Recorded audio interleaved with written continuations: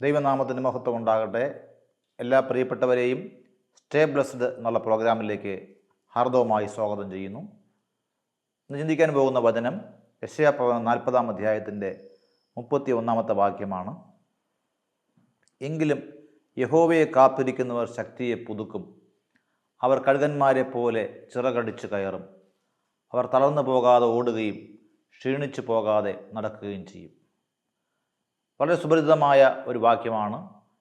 ദൈവമക്കൾ പലപ്പോഴും പ്രാർത്ഥിക്കുമ്പോഴും പ്രസംഗിക്കുമ്പോഴും ഒക്കെ ധാരാളം ഉപയോഗിക്കുന്ന വളരെ ഫെമിലിയർ ആയിട്ടുള്ള ഒരു ദൈവത്തിൻ്റെ വചനമാണ് വായിച്ചത്. ഇവിടെ കർത്താവ് പറയുന്നു, ദൈവത്തെ കാത്തിരിക്കുന്ന ദൈവത്തിൻ്റെ മക്കൾ, അവർക്കുള്ള അനുഗ്രഹമാണ് അവർ ശക്തിയെ പുതുക്കും. അവർക്ക് ദൈവത്തിൻ്റെ ശക്തി ദൈവം പകർന്നു കൊടുക്കും. അതിന് ഉദാഹരണം പറഞ്ഞിരിക്കുന്നത്, അവർ കഴുകന്മാരെ പോലെ ചിറകടിച്ച് കയറും.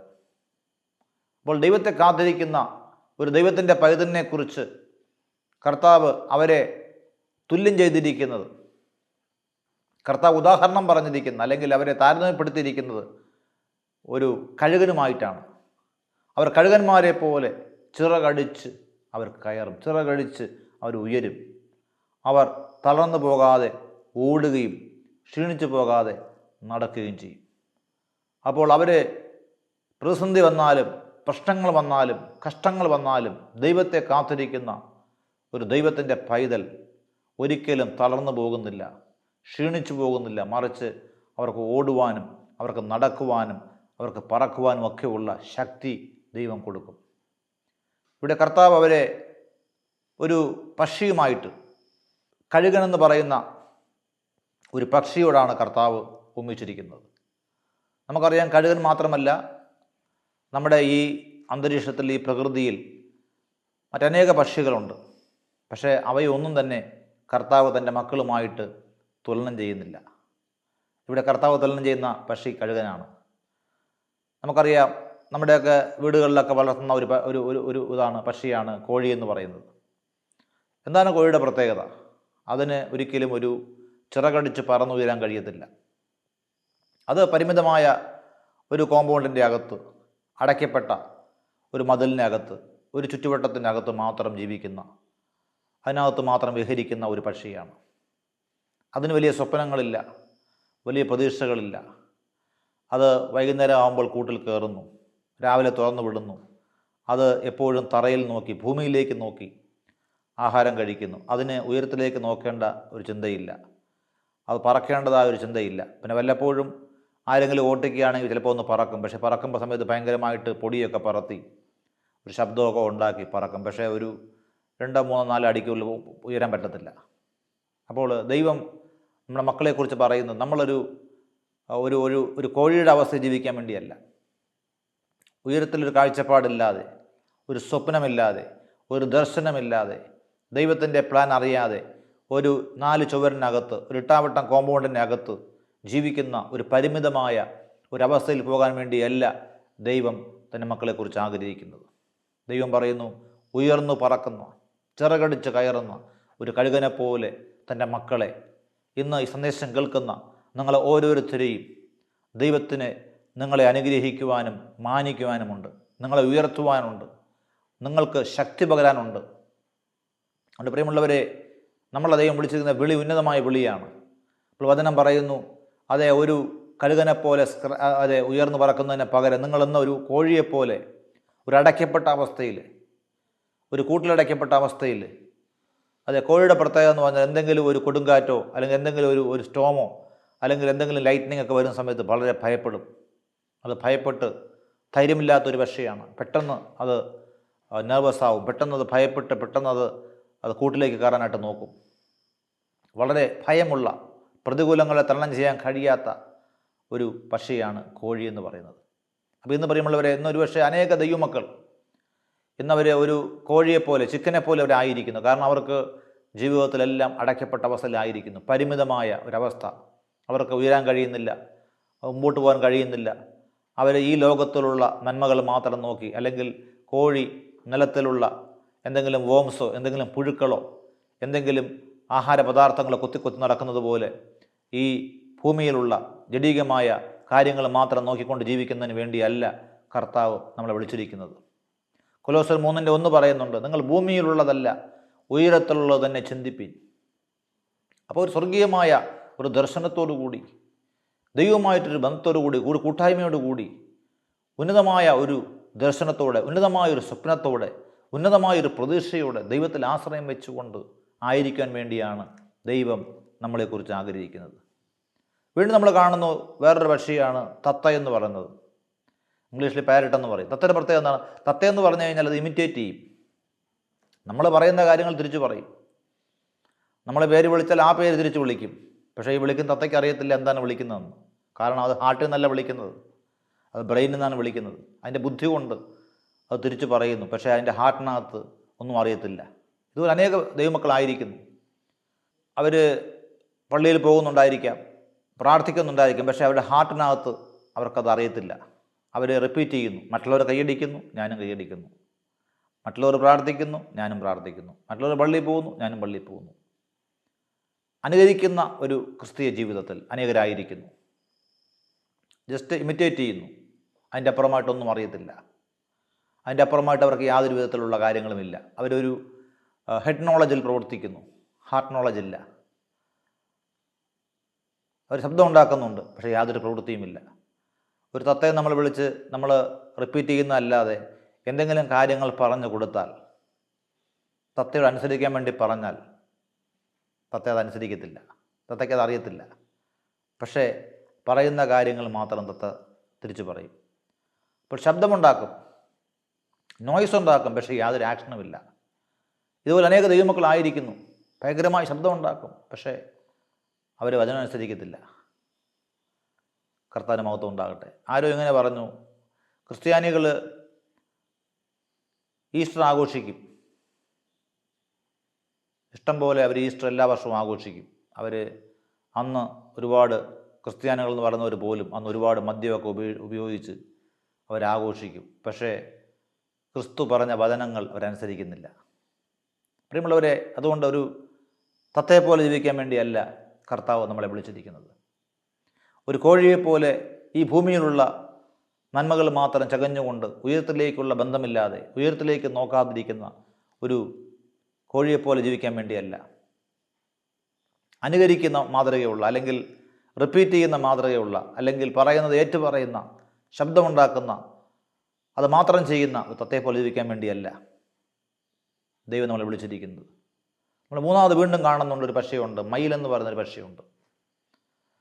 ആ മയിലിൻ്റെ പ്രത്യേകത, മയിൽ കാണാൻ വളരെ, ഈ പക്ഷികളിൽ തന്നെ വളരെ സുന്ദരമായിട്ടുള്ളൊരു പക്ഷിയാണ്. നല്ല ചിറകെല്ലാം വിടർത്തി അതിൻ്റെ നൃത്തം കാണുമ്പോൾ തന്നെ എന്തൊരു ഭംഗിയാണ്. നമ്മൾ ആരും തന്നെ നോക്കി നിന്ന് പോവും. അപ്പോൾ മയിൽ വളരെ അപൂർവമായിട്ട് നമുക്ക് ഒരുപക്ഷെ നമ്മുടെയൊക്കെ കോമ്പൗണ്ടിലൊക്കെ വല്ലപ്പോഴുമൊക്കെ നമുക്ക് കാണാൻ പറ്റുള്ളൂ. അല്ലെങ്കിൽ കാഴ്ചകളായി പോകണം മയിലിനെ കാണണമെങ്കിൽ. കാരണം വളരെ ഭംഗിയുള്ള, നല്ല മയിൽപ്പീലിയെല്ലാം വിടർത്തി നൃത്തം ചെയ്യാൻ കഴിവുള്ള ഒരു പക്ഷിയാണ് മയിലെന്ന് പറയുന്നത്. എന്താണ് മയിലിൻ്റെ പ്രത്യേകത? നമുക്കറിയാം, ഈ ഒരു പക്ഷേ ഈ ഭംഗിയുള്ളത് കൊണ്ട് തന്നെ ഒരു ചെറിയ ഒരു ഗർവുണ്ടാകാൻ സാധ്യതയുണ്ട്.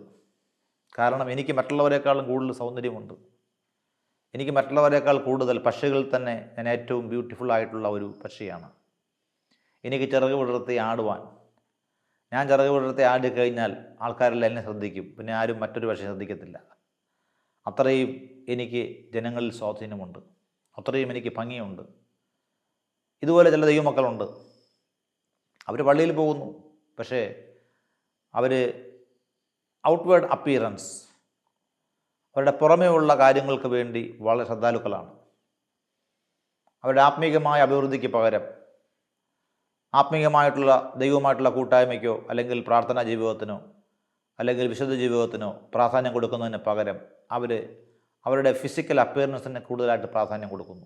ഫോർ എക്സാമ്പിൾ, അവർ വിലയേറിയ ആഭരണങ്ങൾ ധരിക്കുന്നു, വിലയേറിയ വസ്ത്രങ്ങൾ ധരിക്കുന്നു, അവർ എല്ലായിടങ്ങളിലും മുഖ്യ ഇടം പ്രതീക്ഷിക്കുന്നു, അവർ എല്ലായ്പ്പോഴും ഞങ്ങൾ മറ്റുള്ളവരെക്കാളും ഞങ്ങൾ എന്തോ കൂടിയവരാണ് എന്നുള്ള ഒരു മിഥ്യാധാരണ വെച്ച് പുലർത്തുന്നു. അങ്ങനെയുള്ള മയിലിനെ പോലെ സെൽഫിഷായിരിക്കുന്ന, ആരെയും സഹായിക്കുവാൻ അവർക്ക് താല്പര്യമില്ല, കഷ്ടപ്പെടുന്നവരെ ഓർത്ത് അവർക്ക് സഹാനുഭൂതിയില്ല, വേദനിക്കുന്നവരെ ഓർത്ത് അവർക്ക് മനസ്സലിവില്ല. സമൂഹത്തിൽ ദുരിതമനുഭവിക്കുന്ന, ഭാരം അനുഭവിക്കുന്നവരെ ഓർത്ത് അവർക്കൊരു കമ്പാഷനേറ്റ് ഹാർട്ടില്ല. തങ്ങളായിരിക്കുന്ന ഇടവകയിൽ തന്നെ, ആയിരിക്കുന്ന സഭയിൽ തന്നെ കഷ്ടമനുഭവിക്കുന്ന തൻ്റെ സ്വന്തം സഹോദരങ്ങൾക്കോ അല്ലെങ്കിൽ ദുരിതം അനുഭവിക്കുന്നതായിട്ടുള്ള സഹോദരങ്ങൾക്കോ പോലും ഒരു മനസ്സലിവ് കാണിക്കാതെ ജീവിക്കുന്ന വ്യക്തികളുണ്ട്. അവരാണ് മയിൽ എന്നുള്ള പക്ഷിയെ സൂചിപ്പിക്കുന്നത്. സ്വന്തം ആ ഒരു ഗ്ലാമറിലും സ്വന്തം ആ ഒരു വേഷഭൂഷാദികളിലും മാത്രം ശ്രദ്ധിച്ചുകൊണ്ട് ഔട്ട്വേർഡ് അപ്പിയറൻസിന് മാത്രം പ്രാധാന്യം കൊടുത്തുകൊണ്ട് ജീവിക്കുന്ന ഒരുപാട് ആളുകൾ, പ്രത്യേകിച്ച് ഒരുപാട് ക്രിസ്ത്യാനികൾ നമ്മുടെ സമൂഹത്തിലുണ്ട്. പക്ഷേ ദൈവമക്കളെ, വചനം പറയുന്നു, നമ്മൾ ഔട്ട്വേർഡ് അപ്പിയറൻസ് അല്ല, അതിനേക്കാൾ ഏറ്റവും പ്രധാനമാണ് ഇൻവേർഡായിട്ടുള്ള ആന്തരികമായ നമ്മുടെ ജീവിതം, ആന്തരികമായ ദൈവവുമായിട്ടുള്ള ബന്ധം. നമുക്ക് ലോത്തിൻ്റെ ഭാര്യ ലോത്തും മറ്റുമൊക്കെ ഓടാൻ ശ്രമിച്ചപ്പോൾ ലോത്തിൻ്റെ ഭാര്യ പുറകോട്ട് നോക്കരുതെന്ന് പറഞ്ഞപ്പോൾ ലോത്തിൻ്റെ ഭാര്യ പുറകോട്ട് നോക്കാനുള്ള കാരണം എന്തായിരുന്നു? നോക്കാനുള്ള കാരണം ഒരുപക്ഷെ അവരുടെ മനസ്സിരുന്നത് ദൈവത്തിലല്ലായിരുന്നു. അവരുടെ മനസ്സിരുന്നത് സമ്പത്തിലും വസ്തുവകകളിലും. ചിലപ്പോൾ വിചാരിച്ചു കാണും, എൻ്റെ വിലയേറിയ സ്വർണ്ണാഭരണങ്ങൾ, എൻ്റെ വിലയേറിയ വെള്ളിയാഭരണങ്ങൾ, എൻ്റെ വിലയേറിയ വസ്ത്രങ്ങൾ, എൻ്റെ വിലയേറിയ സമ്പത്ത്, ഇതൊക്കെ ആ വീട്ടിലാണല്ലോ ഉള്ളത് എന്നുള്ള ചിന്തയിലായിരിക്കാം അവർ തിരിഞ്ഞു നോക്കിയത്. അതുകൊണ്ട് ലോത്തിൻ്റെ ഭാര്യയ്ക്ക് അവരുടെ ജീവിതത്തിൽ വലിയ നഷ്ടമുണ്ടായി. ഉപ്പുതൂണായിട്ട് ലോത്തിൻ്റെ ഭാര്യ മാറ്റപ്പെട്ടു. അതുകൊണ്ടിന്ന് ഈ വചനം കേൾക്കുന്ന ആരെങ്കിലും മയിലിനെ പോലെ ഉള്ളവരുണ്ടെങ്കിൽ ദൈവമക്കളെ, നമ്മൾ തിരിഞ്ഞു വരണം. കർത്താവ് പറയുന്നു, മയിലിനെ പോലല്ല, കഴുകനെ പോലെ നീ പറന്നുയരും. കഴുകനെ പോലെ പറന്നുയരും. മയിലിനെ പോലെ ജീവിക്കുന്നല്ല, കഴുകനെ പോലെ പറന്നുയരും. അപ്പോൾ ഔട്ട്വേർഡ് അപ്പിയറൻസ് അല്ല പ്രധാനം. നമ്മുടെ ഇൻവേർഡ് ആന്തരികമായ വിശുദ്ധി, ആന്തരികമായ ദൈവത്തോടുള്ള ബന്ധം. ചിലർക്ക് പ്രാർത്ഥിക്കാൻ സമയമില്ല, പക്ഷേ അവർ മേക്കപ്പിന് വേണ്ടിയും സൗന്ദര്യവർദ്ധനവിന് വേണ്ടിയും ഒത്തിരി സമയം അവർ സ്പെൻഡ് ചെയ്യും. അവർ വീട്ടിലാണെങ്കിലും അവർ പുറത്താണെങ്കിലും ഒത്തിരി സൗന്ദര്യത്തിന് വേണ്ടി ഒത്തിരി സമയം അവർ മാറ്റിവെക്കും. പക്ഷേ അവർക്ക് 10 മിനിറ്റ് പ്രാർത്ഥിക്കാൻ സമയമില്ല, 10 മിനിറ്റ് ബൈബിൾ വായിക്കാൻ സമയമില്ല, അവർക്ക് ആരാധനയ്ക്ക് പള്ളിയിൽ പോകാനായിട്ട് സമയമില്ല. അപ്പം അങ്ങനെയുള്ള ജീവിതം നയിക്കാൻ വേണ്ടിയല്ല കർത്താവ് നമ്മളെക്കുറിച്ച് ആഗ്രഹിക്കുന്നത്. നാലാമത് ഒരു പക്ഷി നമ്മൾ ചിന്തിക്കാം. നാലാമത് പക്ഷി കാക്കയാണ്. എന്താണ് കാക്കയുടെ പ്രത്യേകത? കാക്ക എന്ന് പറയുന്ന ഒരു പക്ഷി എന്ന് പറയുന്നത് അതെപ്പോഴും ഡേർട്ടി ആയിട്ടുള്ള സ്ഥലത്ത് പോയിരിക്കുന്നതാണ്. അത് വൃത്തിയില്ലാത്ത ഇടത്ത് പോയിരിക്കും. ആൾക്കാർ വേസ്റ്റ് ഇടുന്നിടത്ത് പോയിരിക്കും. അത് വൃത്തിയില്ലാത്ത ഭക്ഷണം കഴിക്കും. അപ്പോൾ അങ്ങനെ ഒരു സിൻഫുൾ ലൈഫിൽ ജീവിക്കുന്ന ആൾക്കാരുണ്ട്. പാപകരമായ സാഹചര്യങ്ങളിൽ എപ്പോഴും മുഴുകി, ദൈവത്തെക്കുറിച്ചൊരു കാഴ്ചപ്പാടില്ലാതെ, ദൈവവുമായിട്ട് ബന്ധമില്ലാതെ, ആത്മീയമായ ഒരു കാഴ്ചപ്പാടില്ലാതെ, പാപത്തോട് ചേർന്ന് അശുദ്ധമായ കാര്യങ്ങൾ ഇടപെട്ടുകൊണ്ടിരിക്കുന്ന ഒരു അനുഭവം പലർക്കുമുണ്ട്. ഇന്ന് ആരെങ്കിലും അങ്ങനെ ഉണ്ടോ? കാക്കയെപ്പോലെ ഡേർട്ടിയായിട്ട് ജീവിക്കുന്ന ആരെങ്കിലും ഉണ്ടോ? വിശുദ്ധിയില്ലാതെ ജീവിക്കുന്ന ആരെങ്കിലും ഉണ്ടോ? പ്രാവ് അങ്ങനെയല്ല. പ്രാവെന്ന് പറയുന്നത് ബൈബിൾ പറയുന്നത് പ്രാവ് പരിശുദ്ധിയുടെ പക്ഷിയാണ്. പ്രാവൊന്നും എല്ലായിടത്തും പോയിരിക്കത്തില്ല. പ്രാവ് വളരെ ഒരു വിശുദ്ധിയും നിഷ്കളങ്കതയുള്ളൊരു പക്ഷിയാണ്. പക്ഷേ കാക്ക അങ്ങനെയല്ല. കാക്കയ്ക്ക് വിശുദ്ധിയുമില്ല, നിഷ്കളങ്കതയുമില്ല. കാക്ക തൻ്റെ കുഞ്ഞിനെ സ്നേഹിക്കും. പക്ഷേ മറ്റേതെങ്കിലും പക്ഷിയുടെ കുഞ്ഞുങ്ങൾ അവിടെ കാണുകയാണെന്നുണ്ടെങ്കിൽ കാക്ക അതിനെ നശിപ്പിക്കാൻ ശ്രമിക്കും. അതിനൊരു ജലസി സ്പിരിറ്റുണ്ട്, അസൂയുണ്ട്. സ്വന്തം കുഞ്ഞുങ്ങളെ പ്രൊട്ടക്റ്റ് ചെയ്യുമ്പോൾ തന്നെ മറ്റു കുഞ്ഞുങ്ങളെ നശിപ്പിക്കുന്ന ഒരു ജലസി സ്പിരിറ്റുണ്ട്. അതുമാത്രമല്ല, ഒന്നിനും തന്നെ കാക്ക ആഹാരം കൊടുക്കത്തില്ല. നമ്മൾ ആഹാരം വെച്ച് കഴിഞ്ഞാൽ കാക്ക ഉണ്ടെങ്കിൽ അത് സ്വന്തം കാര്യം മാത്രമേ നോക്കുകയുള്ളൂ, മറ്റൊരു കാക്കയ്ക്ക് അത് കൊടുക്കത്തില്ല.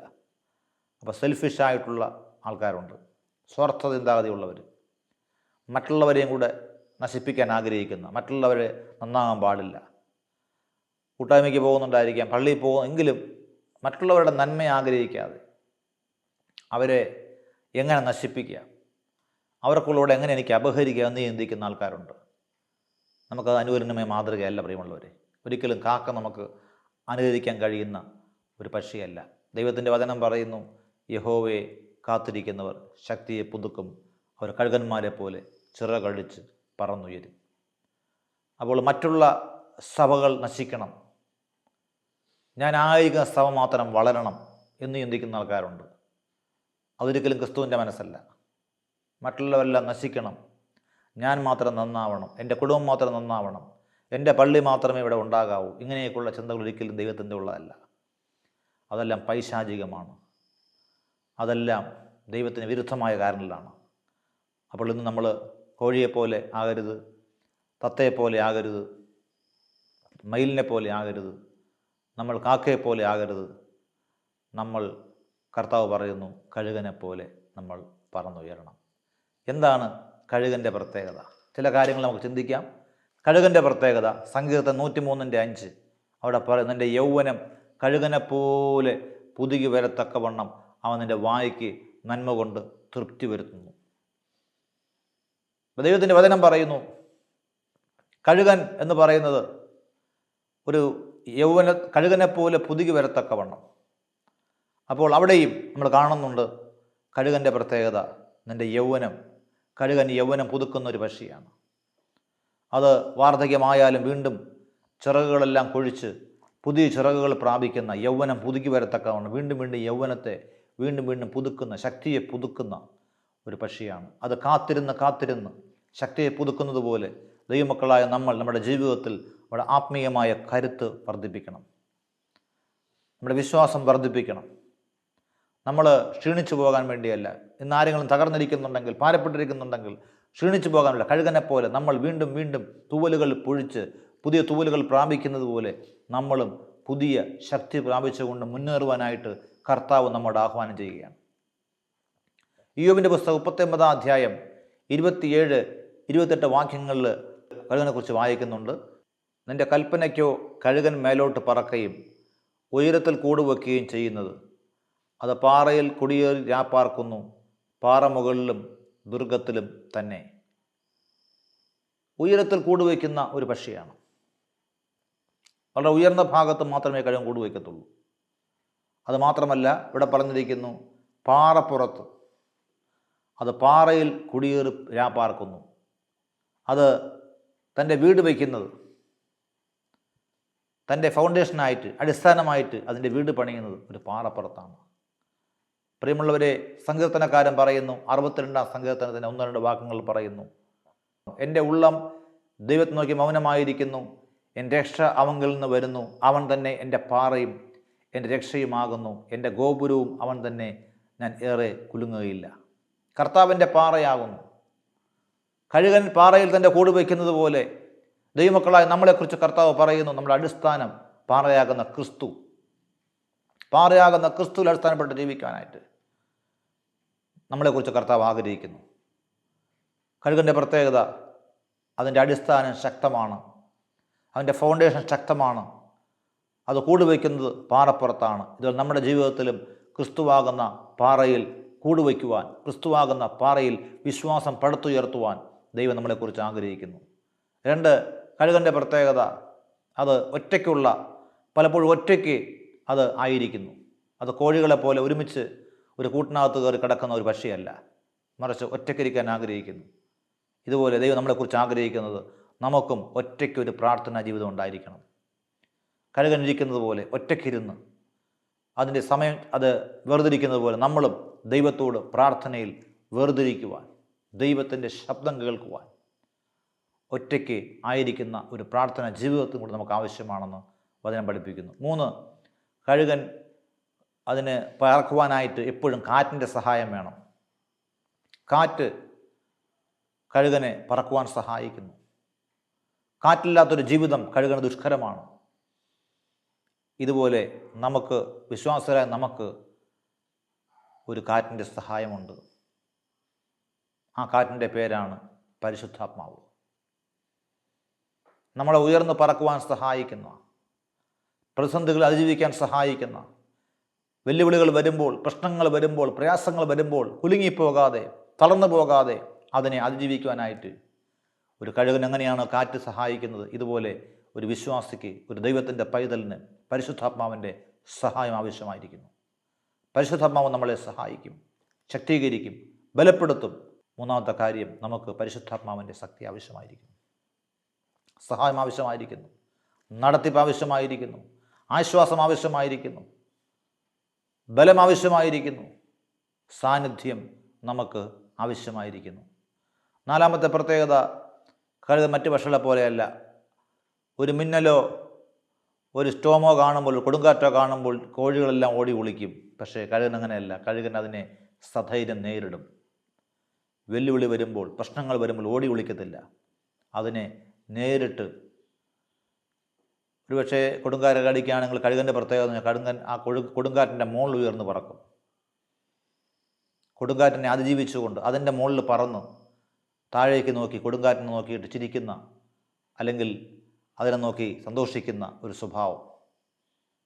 ഇന്ന് വിശ്വാസിയെ, നിൻ്റെ ജീവിതത്തിൽ ദൈവത്തിൻ്റെ പൈതലെ, നീ ഇന്ന് കടന്നു പോകുന്ന പ്രശ്നങ്ങൾ കണ്ട്, പ്രതികൂലങ്ങൾ നീ കരയുകയാണോ, ഭാരപ്പെടുകയാണോ? നിനക്കതിൻ്റെ മേൽ ഉയർന്നു പറക്കുവാൻ കഴിയുന്നുണ്ടോ? ദൈവത്തിൽ ആശ്രയം വെച്ചുകൊണ്ട് ഈ പ്രശ്നങ്ങളെയും പ്രതികൂലങ്ങളെയും കാൽ കീഴിലാക്കുവാൻ കഴിയുന്നുണ്ടോ?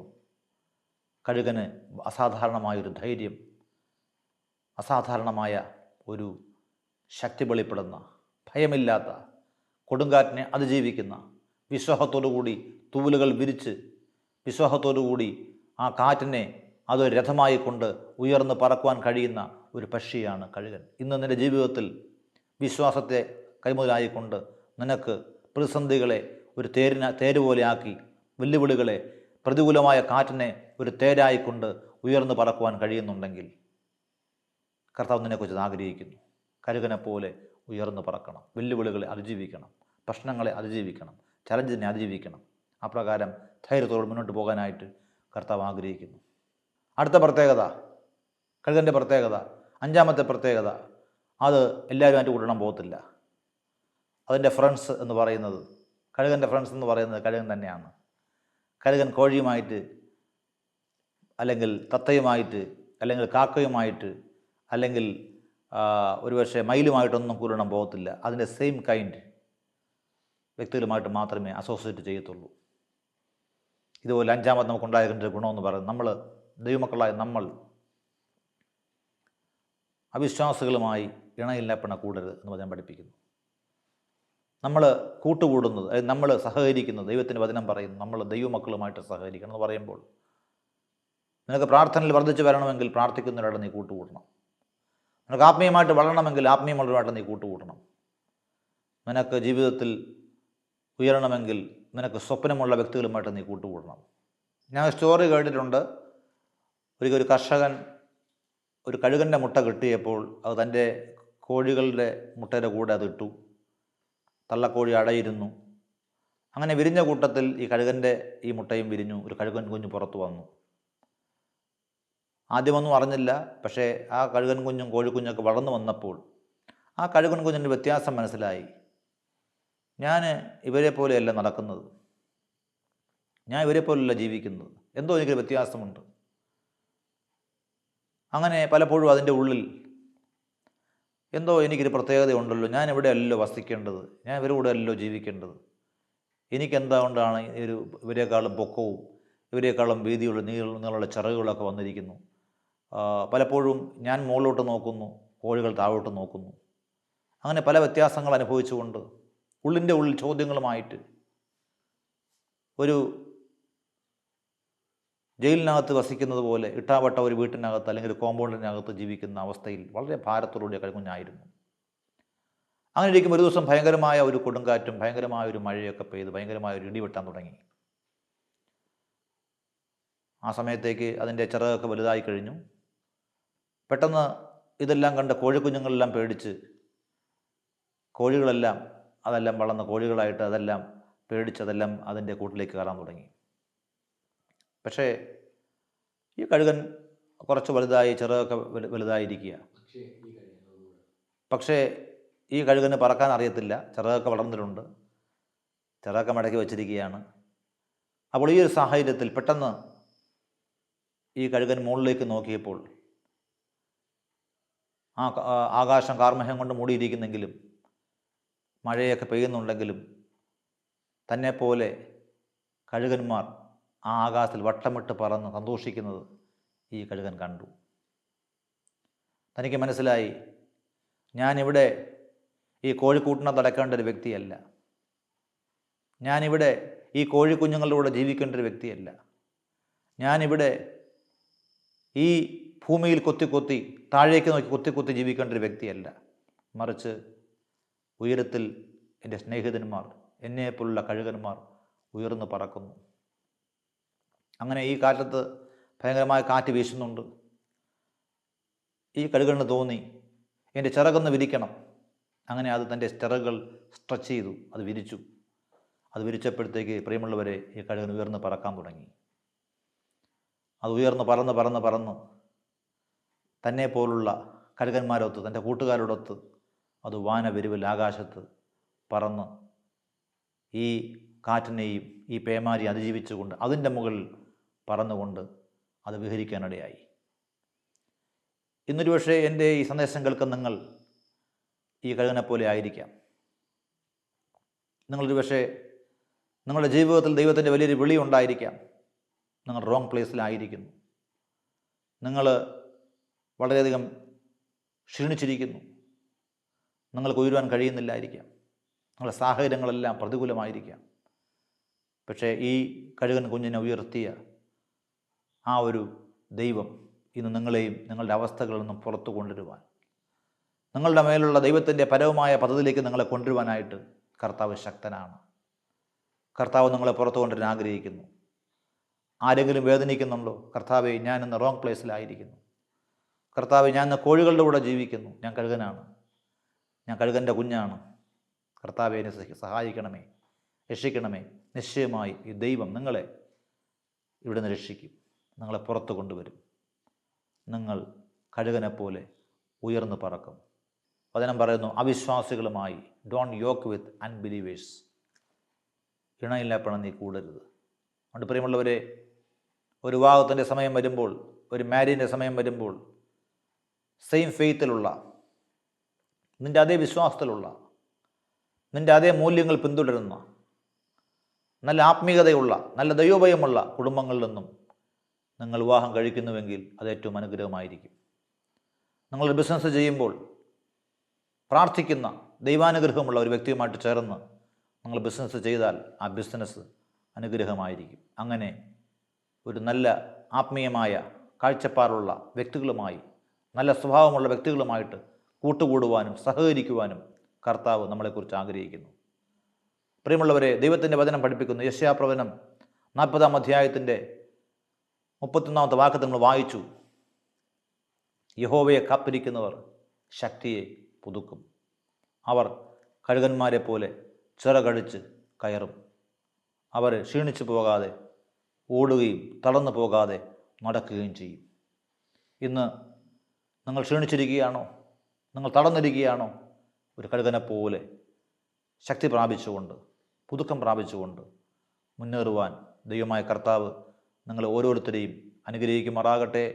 ക്രിസ്തുവാകുന്ന പാറയിൽ അടിസ്ഥാനമിട്ടുകൊണ്ട് ഏകമായിരുന്ന് ഒറ്റയ്ക്കിരുന്ന് പ്രാർത്ഥിക്കുന്ന ഒരു ശീലം കൈമുതലായിക്കൊണ്ട് പരിശുദ്ധാത്മാവാകുന്ന കാറ്റുമായി ചേർന്ന് ജീവിക്കുവാൻ, കൊടുങ്കാറ്റുകളെയും പ്രതികൂലങ്ങളെയും കാൽക്കീഴായിക്കൊണ്ട് അതിൻ്റെ മുകൾ ഉയർന്ന് പറക്കുവാൻ, നല്ല ദൈവമക്കളുമായിട്ട് പ്രാർത്ഥിക്കുന്നവരോട് അസോസിയേറ്റ് ചെയ്ത് ദർശനം പുതുക്കി, സ്വപ്നം പുതുക്കി, പ്രോത്സാഹനത്തിൻ്റെതായ വാക്കുകൾ കേട്ടുകൊണ്ട് സധൈര്യം മുന്നേറുവാൻ ദൈവമായ കർത്താവ് ഓരോ വ്യക്തികളെയും ഓരോ കുടുംബങ്ങളെയും അനുഗ്രഹിക്കുമാറാകട്ടെ എന്ന് ഞാൻ പ്രാർത്ഥിക്കുന്നു.